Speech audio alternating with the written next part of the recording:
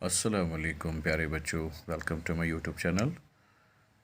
آج ہم اس ویڈیو میں اردو کا جو سبق نمبر 16 ہے، ہماری تاریخ نظم ہے، اس کا خلاصہ پڑھیں گے اور سمجھیں گے۔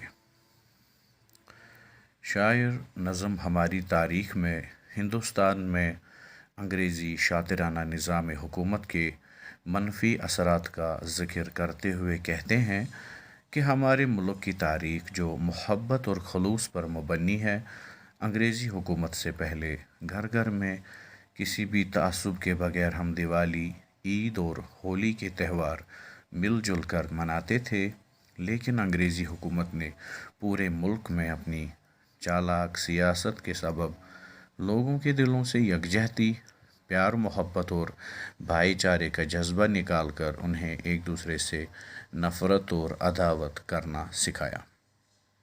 انہوں نے ایک چالاکی اور مکاری آزمائی کہ فوٹ ڈالو اور حکومت کرو، جسے ہم ڈیوائیڈ اینڈ رول کہتے ہیں۔ حالانکہ محبت، اخوت، رواداری اور وفا ملک کی اصل تاریخ ہے، اپنی یکجہتی اور بھائی چارے کے جذبے سے ہمیں اپنی تاریخ کو پھر سے دہرانا ہے۔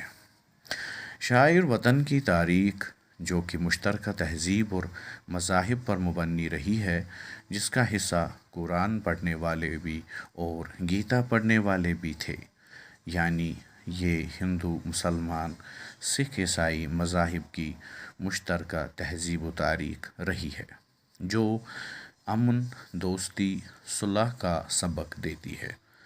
بقول شاعر، دنیا میں ہندوستانیوں کے مقابلے کوئی دوسرا گوتم بدھ، کوئی اولیاء حضرت خواجہ معین الدین چشتی رحمۃ اللہ علیہ یا گرو نانک جیسا کہیں پیدا نہیں ہوئے۔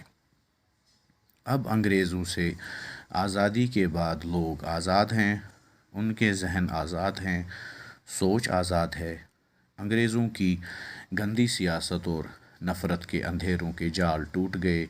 اب لوگوں کی سوچ یہی ہے کہ ہمارا وطن ایک ہے، ہماری زمین ایک ہے، ہماری سوچ ایک ہے اور ہم ہندوستانی ایک ہیں۔